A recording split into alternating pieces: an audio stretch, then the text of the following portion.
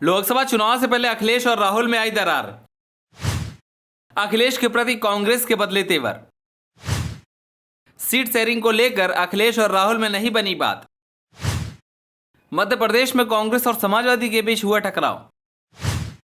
राहुल गांधी ने एमपी में नहीं दी सपा को एक भी सीट। कांग्रेस के बाद सपा ने 9 सीटों पर घोषित किए उम्मीदवार। चलिए आपको बताते हैं अखिलेश और राहुल में क्यों नहीं बन पा रही है बात। मध्य प्रदेश विधानसभा चुनाव में इंडिया गठबंधन में दरार दिख रही है। इंडिया के घटक दल कांग्रेस के बाद अब समाजवादी पार्टी ने उम्मीदवारों की सूची जारी की है। लगता है समाजवादी पार्टी और कांग्रेस में बात नहीं बन पाई है। दोनों ही पार्टियों की तरफ से कहा जा रहा था कि मध्य प्रदेश चुनाव को लेकर सीटों का तालमेल होगा, लेकिन नवरात्रि के पहले दिन कांग्रेस और समाजवादी पार्टी में ठन सी गई है।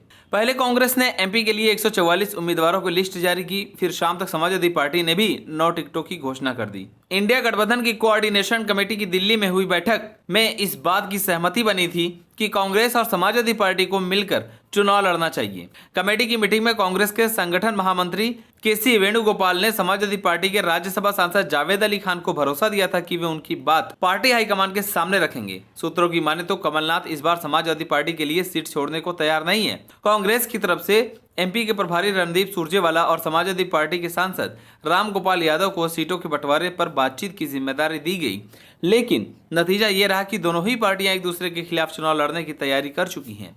आपको बता दें कि कांग्रेस ने जिन 144 उम्मीदवारों की लिस्ट जारी की है, उनमें वो सीटें भी हैं जहां से समाजवादी पार्टी चुनाव लड़ना चाहती है। उसने तो कुछ सीटों पर अपने उम्मीदवारों की घोषणा भी कर दी थी, जबकि अखिलेश यादव ने कुछ उम्मीदवारों को पहले ही टिकट दे दिया था और अब कांग्रेस ने भी वहां से अपना उम्मीदवार उतार दिया है। अगर बात करें पिछले चुनाव की, तो समाजवादी पार्टी को 2018 के विधानसभा चुनाव में बस एक ही विजावर से राजेश शुक्ल विधायक चुने गए थे। 6 सीटों पर अखिलेश यादव की सीट दूसरे नंबर पर रही थी। इनमें से कांग्रेस 3 सीटें जीतने में कामयाब रही थी, जबकि 2 सीटों पर कांग्रेस रनअप पर रही थी।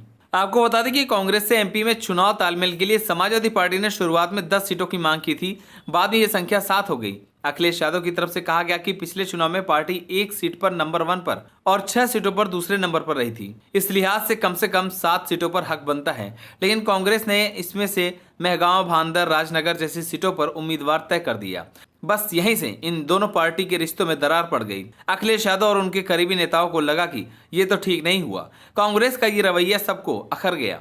आपको बता दें कि अखिलेश यादव ने एमपी के कुछ नेताओं के साथ मीटिंग किया, तब उन्होंने यह भरोसा दिया था कि कांग्रेस से सीटों का बंटवारा जल्द हो जाएगा। कांग्रेस की लिस्ट आने के बाद अखिलेश यादव ने समाजवादी पार्टी ऑफिस में बैठक बुलाई और 9 उम्मीदवारों के नाम की घोषणा कर दी। अब देखने वाली बात यह होगी कि कांग्रेस और समाजवादी पार्टी के बीच जारी इस तनातनी का असर लोकसभा चुनाव पर पड़ेगा या नहीं, ये समय ही तय करेगा। आप सभी को क्या लगता है, जो एमपी में हुआ क्या उस तरह से यूपी में भी देखने को मिल सकता है? हमें कमेंट कर जरूर बताएं। अगर आप नए तो हमारे चैनल को सब्सक्राइब करें।